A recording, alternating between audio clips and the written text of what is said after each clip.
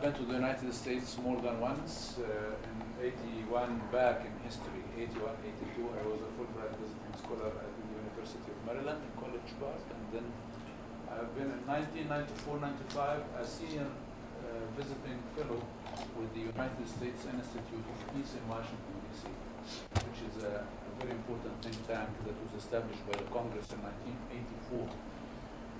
And as I said, I have the pleasure to meet with you, and I'll talk a little bit about major issues of politics and security in the Middle East, and then we'll open the floor for comments and questions. And of course, because the Middle East is very rich in terms of the number of conflicts and issues, problematic issues of security and the politics, I will touch upon each one of these issues very briefly because we don't have enough time to dig into the details of such issues. The Middle East, of course, as you know, is one of the, if not the most volatile regions of the world. And we have had with us a number of regional conflicts, including the Palestinian question, the Arab-Israeli conflict, the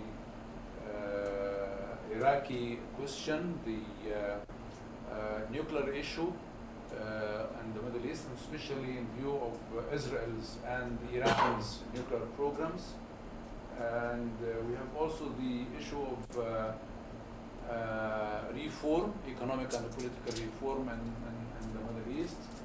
And I think although Afghanistan is not geographically located in the Middle East, what's going on in Afghanistan has great implications for the politics and security of the Middle East. And by the way, these issues were all on the agenda of President Barack Obama in his historic speech from Cairo University last Thursday.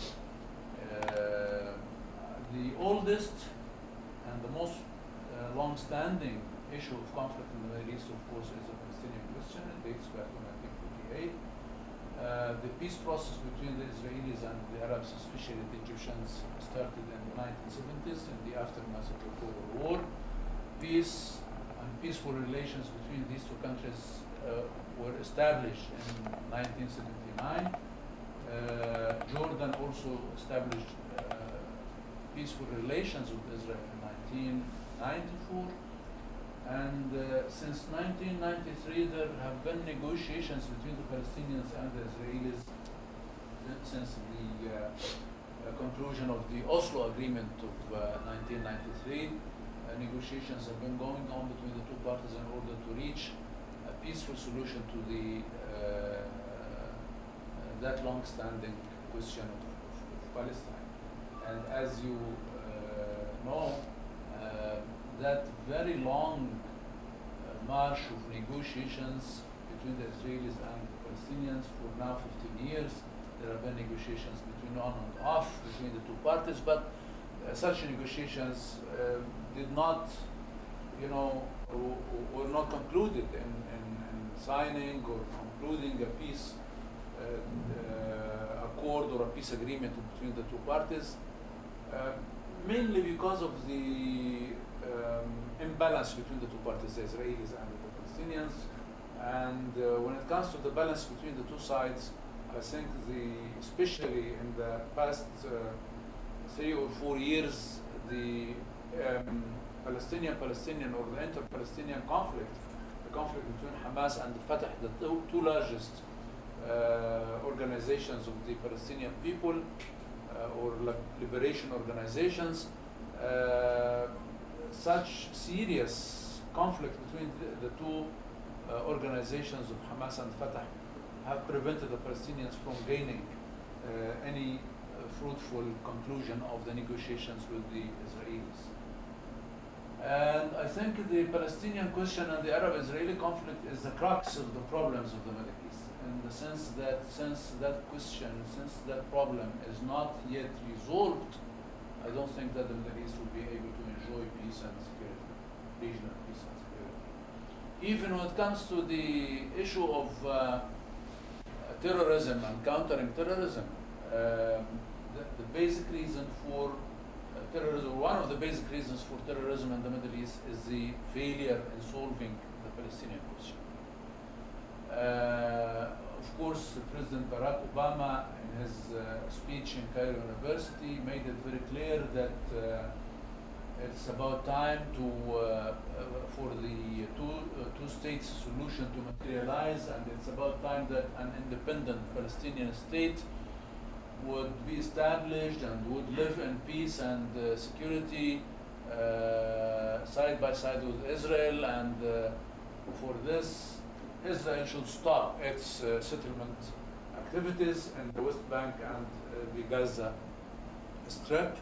And Israel should realize that it is in the interest of Israel, and even it is in the security interest of Israel, to have such an independent Palestinian state on the lands of the West Bank and Gaza.